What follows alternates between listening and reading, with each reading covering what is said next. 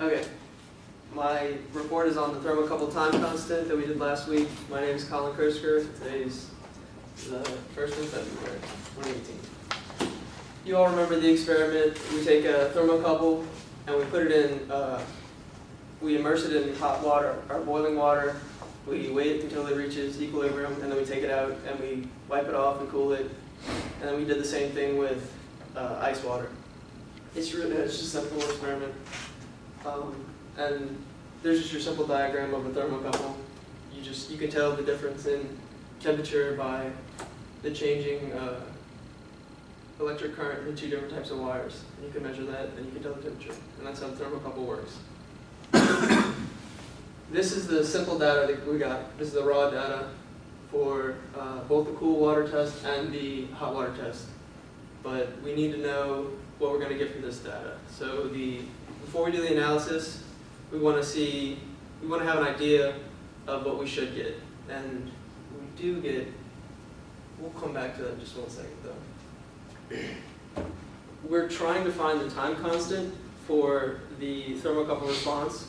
So when you plug it into, or you put it in the hot water, how long should it take to reach equilibrium? And you're usually pretty good, right around 4 to 5 time constants. So we should get something that is on the scale of reaching equilibrium within 100 seconds or so for insertion in like a liquid medium. And there are several ways to change the time constant.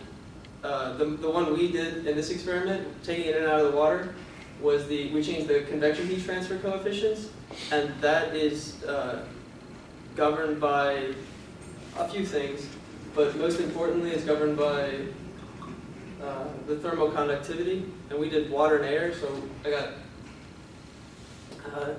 a range of thermoconductivity for air and water within our testing parameters.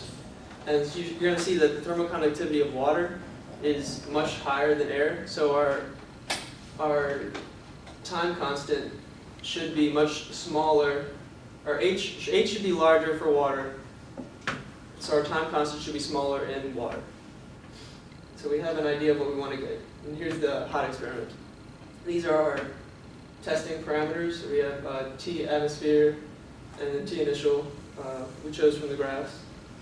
Here's the raw data again, and you can see the insertion and then the cooling off point. And so we're just going to take the normalized temperature versus time. This is the cooling.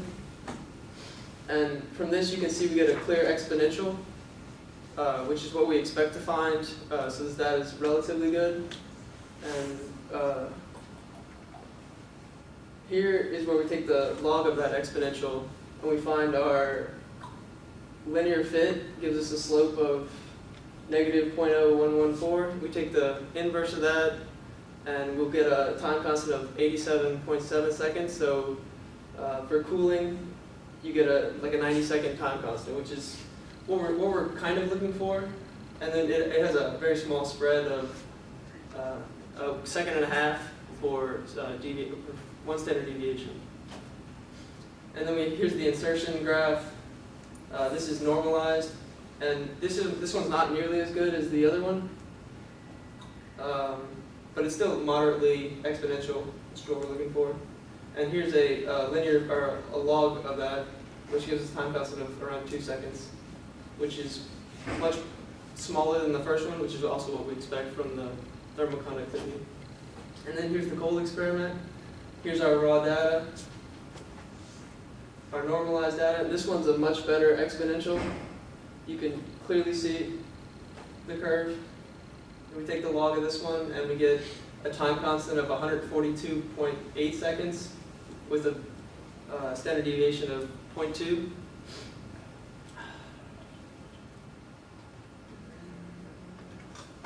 Same thing for cold water insertion. We get a good exponential, so we have good data here. And then this one gets a slightly larger time constant than the first one of about 10 seconds, plus or minus a half second. So these are the final results of what we got.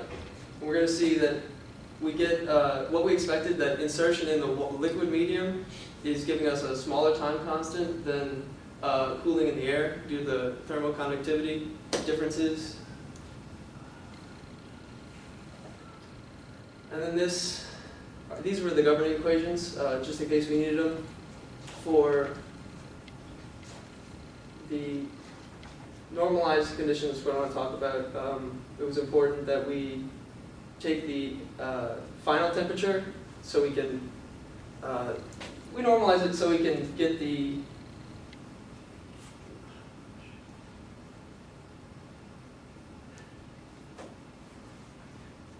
it's lost right now. But overall, we had relatively good data that gave us results in the range that we expected of around less than a few seconds for